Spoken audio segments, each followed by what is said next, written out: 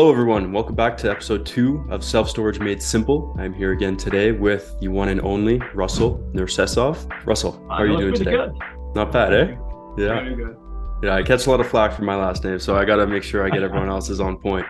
How are you today, Russell? I'm good, man. I'm good. How are you? I'm doing very well. It's been a little, about a week or two since we last spoke. And this time, I would like to dive a little deeper and unpack your story. We would like to connect with the audience and tell them a little bit more about your story and where you started, how that led to self-storage. So take us back, Russell. Sure. Once again, my name is Russell Nersesov. I am a managing partner of Safe Storage USA. We're a private equity firm specializing in acquisition of self-storage facilities, existing facilities, pretty much all over the United States, primarily in Northeast and Midwest, with future expansion into Sunbelt states. How did I get to self-storage? That's a great question. Like a lot of other investors, I started out in other asset classes, done a lot of single family, done a lot of land, done a lot of conceptual development, and which led me to multifamily. As an asset class, I loved it. And I've been in it for a few years, and then I realized that it takes a village to take down a multifamily project. It's just so complicated. The numbers are staggering there. And the fact that it's so management intensive, and you're dealing with 50, 100, 200 tenants at a time, and everybody's got a reason to call you. Either it's leaking bathrooms or the kitchen sink or whatnot. And it's just very labor intensive, very management intensive. I wanted to use the same formula similar to multifamily, but I was looking for another asset class that I can apply my knowledge to. And about 3 years ago, it came about the self-storage. And self-storage attracted me for multiple reasons. Number one, it's a very fragmented asset class, meaning there's a lot of mom and pops that own one or two facilities. And I would say about 70 to 75% of all the facilities in the country are owned by small business owners. So it's a lot easier to get your foot into the door, and you're not competing necessarily with a lot of larger private REITs and larger private equity companies. There are plenty of business to go around, and there are plenty of opportunity for someone who wants to start investing in self-storage. Number two, the simplicity of the management. We are dealing with nothing but the garage doors and spaces that we rent out to our tenants. Simplicity of the management, availability of properties to purchase, and the other component that attracted me to self-storage was the fact that you can scale it up. It's one of those businesses where you can start small, you can just grow into it, and you can scale up without attracting too many partners, without attracting too much capital. You can. It's very, very approachable business. So after about 3 years, like I said earlier, we are in a number of states. We've done a number of deals this year, a number of deals last year. We acquired some deals, we sold some deals, we wholesale some deals, and we're planning on additional 3 to 5 acquisitions this year, hopefully, if everything goes okay. It's funny. I talk to a lot of real estate entrepreneurs, and the self-storage guys are always the happiest out of the bunch that I talk to. Sure. What's not to like? What's not to like? Yeah, less stressed, everything. Now, let's go further back, because you had a career prior to this. What were you doing? That's correct.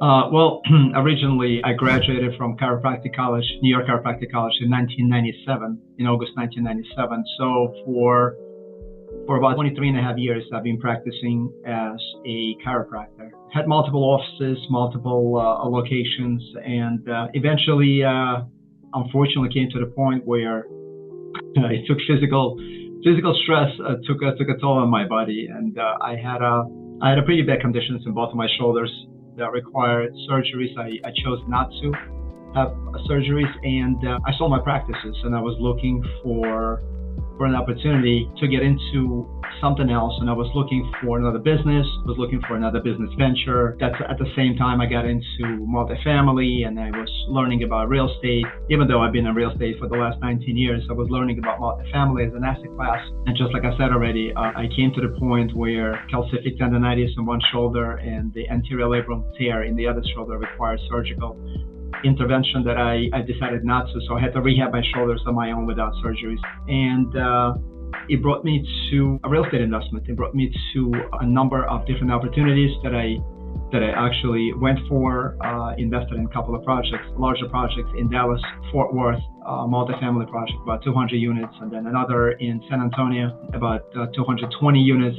And initially, I invested as a limited partner, as a passive investor, and that's why I'm so passionate about what I'm doing right now, because I see and I saw the power of passive investing.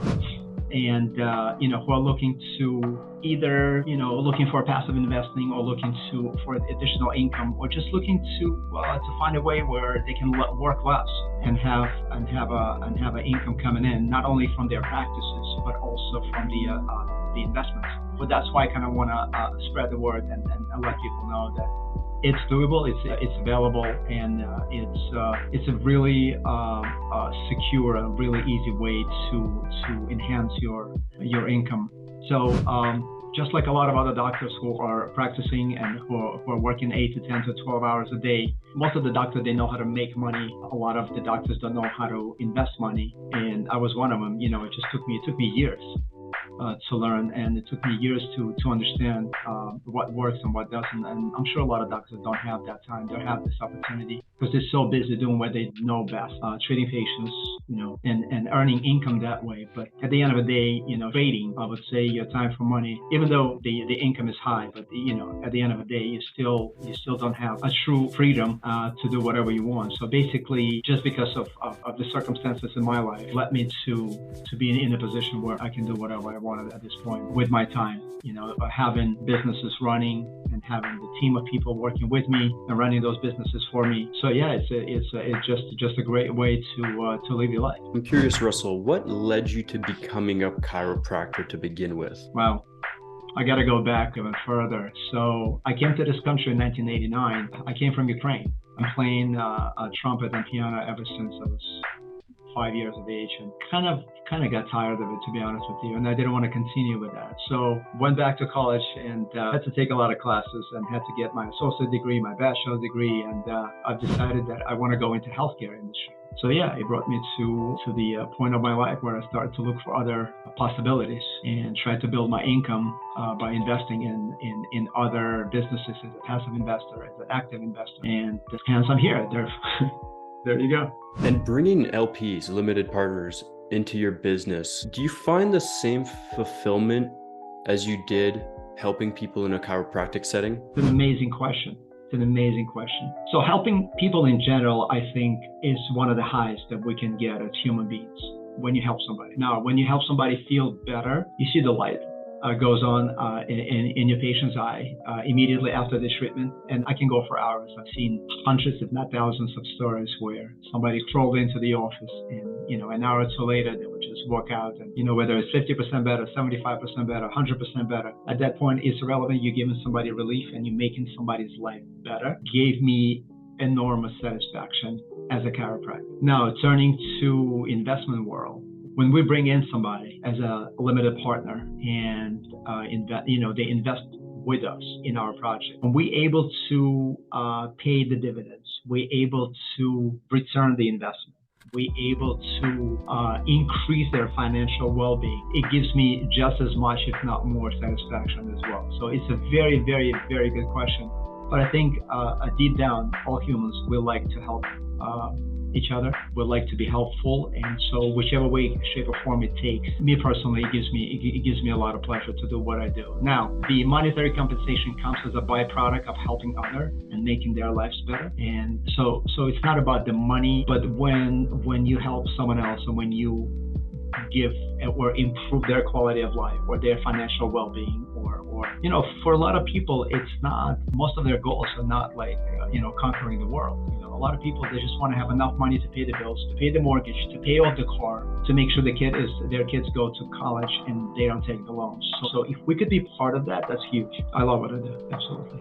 Now, you mentioned as humans, we love to help other people, which is 100% true. That being said, there are most likely people that we are more fit to serve. Who would you say your business is best built to serve as far as a dream client is concerned? And who else could that also encompass overall? Well, even though we're not limiting the participation in our funds and in our project, think ideally, it would be someone who is in the healthcare industry, either a doctor, nurse, physician, chiropractor, dentist. And the reason for it is because, I have 23 years experience. I know what it takes. I know what it's like to be in the trenches. I know what it's like to work 10, 12 hours a day, 6, 7 days a week.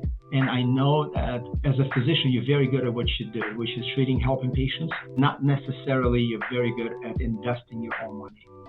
And not only you might not be good at it, you might not have time to learn enough about different business ventures, different ideas, different opportunities to make a decision whether you want to go in it or not. And traditionally, most of the doctors, most of the medical professionals would give their money to either a brokerage, hedge fund, investment house, and rely on their expertise and knowledge to make money for them.